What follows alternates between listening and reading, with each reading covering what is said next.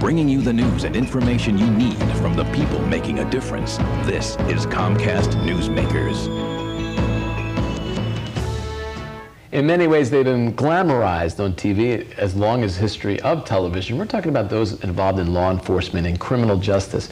Let's talk about the realities of the career, the rewards of it. Hello, everyone. I'm Joe Pasicchia, and this is Comcast Newsmakers. It's really an honor to have with us Hank Brightman.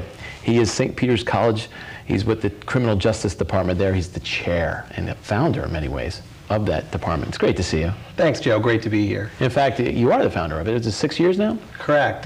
Been there since 2000. We started the program with 25 students back then. Last count, we had about 268 majors.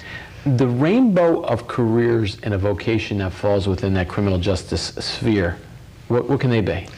Well, you know, many people think it's just being a police officer, uniform police work, and that's certainly an important part of the criminal justice program. But there's so many other opportunities, from intelligence work to corrections, to counseling, to the myriad of other opportunities such as being an attorney or other facets of the system that sometimes we forget about. In this post-9/11 world that we definitely live in, how much in demand are these careers? Huge. We cannot literally find enough students for the myriad of positions that are out there. What type of man or woman goes into a career of criminal justice? Well, the most important thing is they have to have honor, they have to have integrity, and they have to have commitment.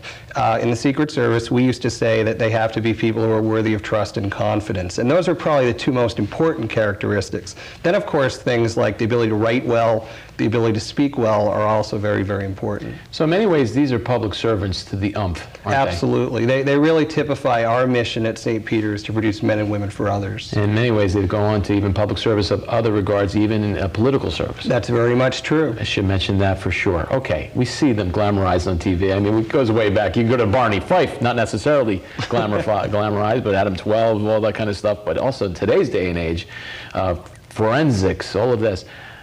Is it a glamorous position? Well, it depends on what aspect of the criminal justice community you're involved in. In uniformed law enforcement work and investigative work, we often say that it's basically 23 hours a day of boredom and 1 hour of sheer terror.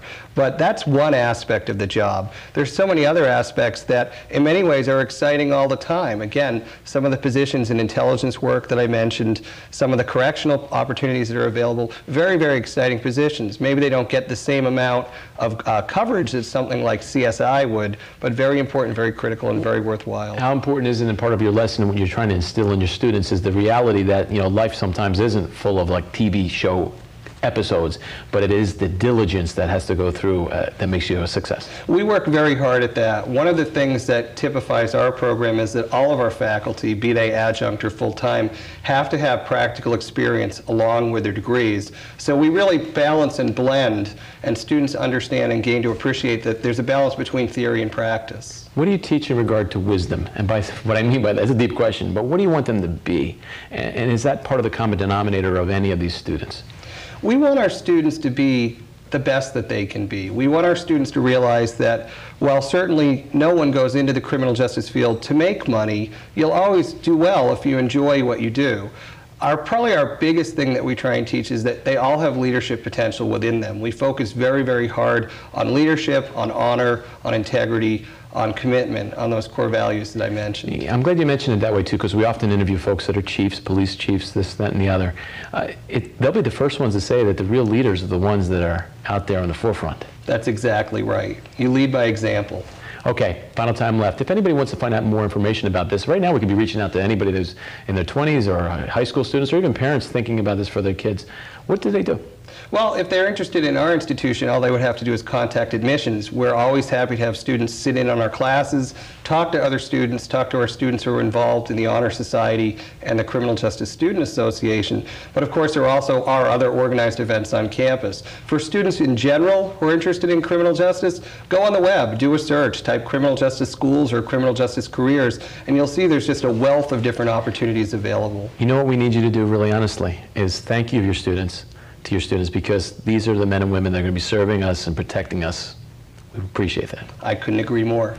He is Hank Brightman, St. Peter's College Chair of the Criminal Justice Department there. I'm Joe Pasicchia for Comcast Newsmakers. Thanks for watching.